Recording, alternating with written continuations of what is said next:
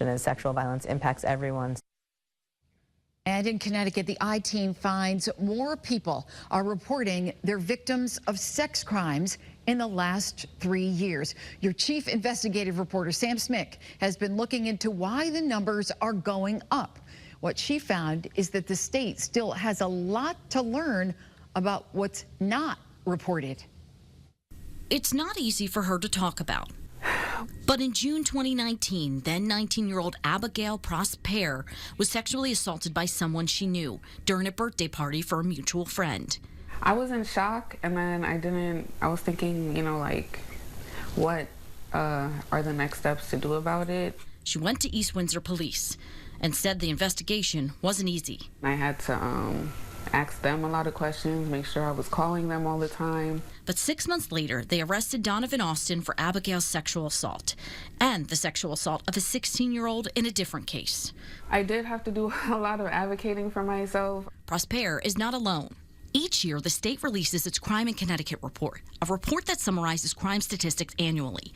2024's report won't be available until the end of the year, but the most current data from 2023 shows there were 744 reported rapes, an 11% increase from the year before, despite a 3.8% decrease in overall violent crime in 2023.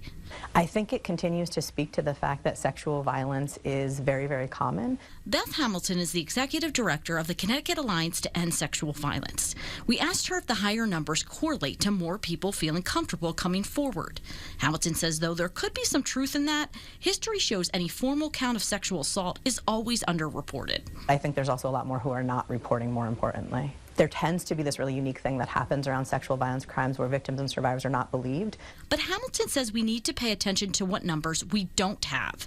Although the data does show how many cases are cleared and how many arrests are made, we don't know how the cases played out in court, whether the person was convicted, they pled their charges down, or the case was dismissed.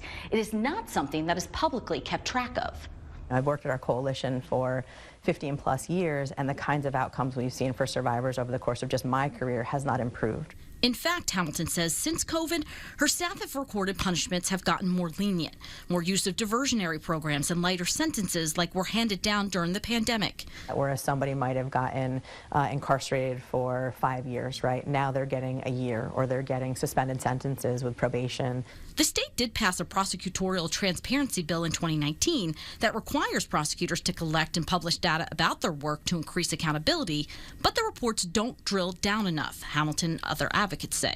They sort of do it by misdemeanor, felony, things like that. It talks a lot about the caseload of prosecutors, all really important things, to be thinking about, but it really does not touch on sexual violence or sexual assault crimes in any way for us to be able to use that data.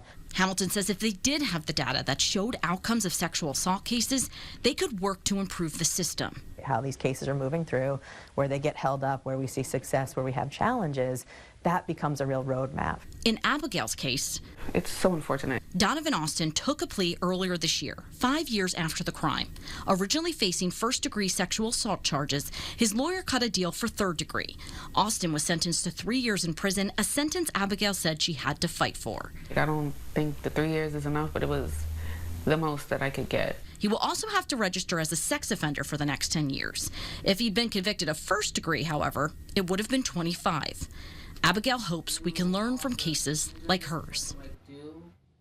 Hamilton hopes the courts will consider releasing public data regularly and that the legislature looks at the issue as well. Hamilton thinks it should be routinely available to advocates and the public. Your chief investigative reporter, Sam Smink, Channel 3 Eyewitness News. All right, Sam, thank you for that. Right now,